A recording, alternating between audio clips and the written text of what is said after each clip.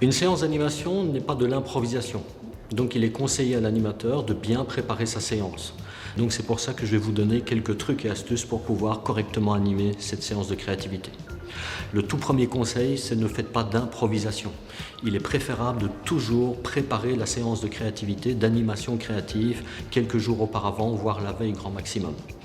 Durant cette préparation, vous allez découper les différentes séquences du processus, les chronométrer, donner du temps bien déterminé en fonction des différentes phases. Et toutes ces explications, tout votre agenda, de façon chronologique, il faut toujours le donner aux participants avant le tout début de la séance. Après avoir classé vos idées, avec l'outil de l'avocat de l'ange, j'aimerais qu'à 15h45, vous mettez en forme toutes vos idées. Et donc j'aimerais qu'à 16h45, tout le monde présente ses idées. C'est bon ? Oui. Ça va ? Oui, ça ira. Ok. Le deuxième conseil que je peux vous donner, vous verrez que certains participants ont tendance à déjà donner des idées alors qu'on est toujours dans la toute première phase, c'est la phase problème, la phase question. Il faut être clair, net et précis, on ne donne pas d'idées quand on est dans la première phase. Donc vous pouvez les inviter à écrire leurs idées sur une feuille de papier s'ils le souhaitent, mais on n'est pas dans une phase de production d'idées, on est simplement dans une phase de problématisation. Donc on est en train d'écrire la question, on n'est pas encore en train de produire les idées. Oui, en plus, faut se relever et enjamber la baignoire pour sortir. Ah oui, donc ça veut dire c'est dangereux, c'est glissant. Et on met plein d'eau partout, donc... Ah oui, j'ai une idée. Ouh, attention, là on est loin de la phase de production d'idées. Il faut vraiment qu'on reste concentré sur le problème, bien cerner le problème avant de commencer à proposer des idées, ok ? Ok, oui.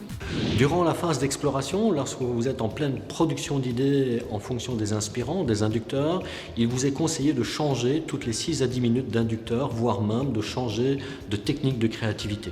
6 à 10 minutes, c'est largement assez pour que les personnes puissent véritablement aller jusqu'au bout de leur production d'idées.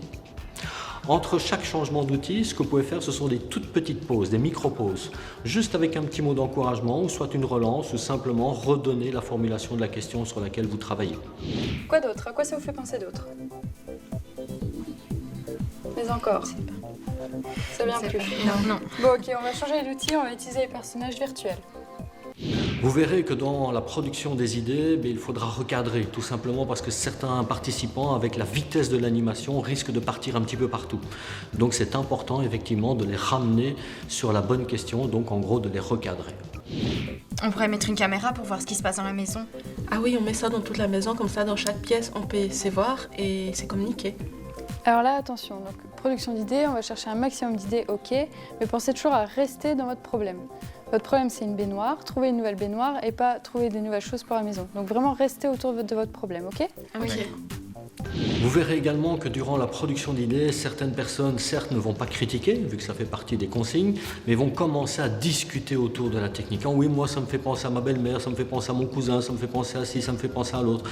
Non, vous devez empêcher cet éloignement. N'oubliez pas, une des règles du brainstorming, c'est le maximum, c'est la quantité d'abord. Le temps nous est donné pour avoir un maximum d'idées. Et si on mettait un filtre qui pourrait prendre les cheveux, les mettre de côté et même les jeter tout seul ? Ouais, ça serait bien, parce que j'aime pas faire ça. En plus, ça bouge, c'est dégoûtant. C'est un peu comme l'évier de la cuisine ou... Bon allez, on va se remettre dans la production d'idées, on va pas s'éloigner, ok ? Oui. Lorsque vous serez en production d'idées, vous verrez, ça va aller très très très vite. Nous sommes en train d'essayer d'avoir un maximum d'idées. Et donc certains participants risquent de vous donner des idées incomplètes. Donc là, je vous conseille de les inviter à compléter leurs idées, à donner quelques détails. Il ne faut pas non plus la développer au maximum, mais au moins la rendre la plus complète, la plus compréhensible. Ok, c'est quoi une baignoire bulle ? Va plus loin. Si on veut être tranquille, ça crée une bulle invisible qui pourrait repousser les mauvaises odeurs, le son et les personnes. Une question qui nous est généralement posée, est-ce que l'animateur peut également donner ses idées ?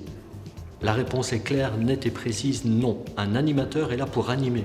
Il est là pour faciliter la production d'idées. Donc un animateur ne doit pas et ne peut pas donner ses propres idées. Allez, continuez, d'autres idées. Un coup d'idée là. Et vous n'avez pas d'idée ? Ah si, moi j'ai plein d'idées, mais je vais pas pouvoir vous en donner. Un animateur ne donne jamais d'idées. Un des rôles également de l'animateur est de veiller à ce que tout le monde prenne la parole. Si nous avons convoqué 8 personnes ou 10 personnes à cette séance, il faut que ces 8 personnes et ces 10 personnes participent à cette séance. Et donc c'est lui à jouer de son influence d'animateur pour inviter les plus timides aussi à pouvoir s'exprimer et un petit peu ralentir ceux qui ont un débit trop important. Donc l'animateur doit effectivement donner une sorte d'équité du temps de parole à tout un chacun pour que tout un chacun puisse s'exprimer correctement et participer complètement à la séance de créativité. Ouais, ou même on peut imaginer une baignoire qui tanguerait sur des flots artificiels qu'on fera chez soi. D'accord. Et Cindy, reviens parmi nous, on t'entend pas. Qu'est-ce que tu vois? À quoi ça te fait penser par rapport à la baignoire? On pourrait peut-être inventer des bougies senteurs. Un dernier conseil que j'ai envie de vous offrir, c'est sous la forme d'un outil. Cet outil s'appelle l'avocat de l'ange. L'avocat du diable, tout le monde sait ce que c'est. C'est aller critiquer les idées des autres en regardant tous les petits détails qui n'y vont pas. L'avocat de l'ange, c'est exactement l'inverse. C'est de prendre les idées prometteuses, regarder ce qu'il y a de bon, non pas ce qu'il y a de mauvais. Donc lorsque vous êtes en phase de convergence, c'est-à-dire petit à petit avant d'arriver en phase de sélection, mais vous verrez que les idées, comme elles ont été produites de façon très rapide et très spontanée, c'est ce qu'on a recherché pendant la production, il y a beaucoup d'idées que si on les met directement dans la phase de sélection, elles vont mourir de leur belle mort. Et donc on a intérêt à les récupérer. Et pour pouvoir les récupérer, on va s'attarder sur les plus prometteuses, regarder ce qu'il y a de bon et essayer de les améliorer. En gros, rentrer dans cette logique, dans cet état d'esprit de faire de l'avocat de l'ange et non pas de l'avocat du diable.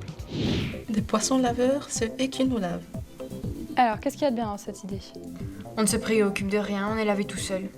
D'accord, alors comment est-ce qu'on pourrait faire pour être lavé tout seul? On pourrait mettre des éponges automatisées qui nous lavent, qui nous frottent doucement et on pourrait même choisir la senteur. Par exemple.